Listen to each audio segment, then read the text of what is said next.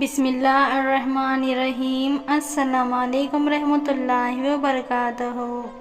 Baghdad کے جامع مسجد پہ غوث پاک رضی اللہ تعالی عنہ مسجد کے ممبر پر بیان فرما رہے تھے۔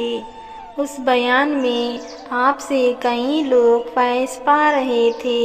ممبر کے قریب آپ کے مرید شیخ علی ابن حیدی رضی اللہ تعالی عنہ بیٹھے ہوئے تھے۔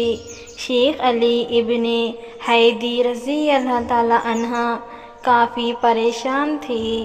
آپ کو جسمانی حاجت کے معنی یورین آنے سے پریشانی ہو رہی تھی۔ شیخ علی ابن حیدی رضی اللہ تعالی عنہ خیال کر رہے تھے، اگر میں اٹھ کر حاجت کے لیے میں چلا جاؤں، پیران پیر رحمۃ اللہ علیہ کے سامنے بے عزتی ہوگی۔ کتنا اچھا ہوتا اگر شیخ عبد القادر جیلانی رحمۃ اللہ علیہ خود اجازت دے دیتے اور حاجت پوری ہو جاتی۔ اتنا آپ سوچ رہے تھے، دیکھتے ہیں کہ حضرت شیخ عبد القادر جیلانی رحمۃ اللہ علیہ ممبر سے اٹھ کر شیخ علی ابن حیدی رضی اللہ تعالی عنہ کے قریب آتے ہیں اور ان پر اپنی چادر ڈال دیتے ہیں۔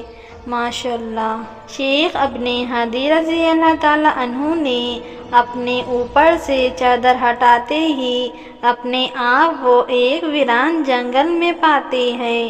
آپ کے قریب ایک ندی بہہ رہی تھی۔ ندی کے کنارے آپ نے ایک کچھ چیز ٹانگ دی جس میں چابیوں کا گچھا بھی تھا۔ پھر آپ نے جسمانی حاجت پوری کی اور وضو بنایا۔ وضو مکمل کرتے ہی آپ کے جسم پر سے چادر کھینچ لی گئی۔ آپ نے مسجد میں اسی جگہ بیٹھا پایا اور وضو کے ساتھ پاؤں گیلے پائے۔ آپ سمجھ گئے کہ یہ میرے پیران پیر شیخ عبد القادر جیلانی رحمۃ اللہ علیہ کی کرامت ہے۔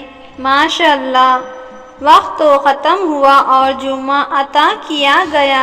اب آگے کچھ سال بعد مریدوں کا قافلہ سفر کے لیے نکلا، جس میں شیخ علی بن رحمۃ اللہ علیہ بھی شامل تھے، اور اسی ویران جنگل سے سفر ہوا۔ راستے میں ندی بھی آ گئی۔ شیخ ابن رحمۃ اللہ علیہ فرمایا، رکو، یہاں پر میں پہلے بھی آ چکا ہوں اور میری ایک چیز یہاں پر رہ گئی تھی، اور آپ نے اسے چابی کے گچھے پر نظر ڈالی۔ آپ نے پایا چابی کا گچھا جس حال میں تھا اس حال میں پیڑ پر لٹکا ہوا ہے۔ ماشاءاللہ، پھر آپ نے وہ کرامت سارے قافلے والوں کو بڑے عقیدے سے سنائی۔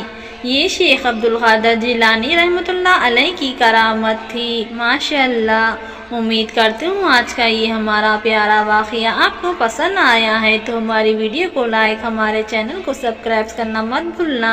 اب مجھے اجازت دیجیے، اللہ حافظ۔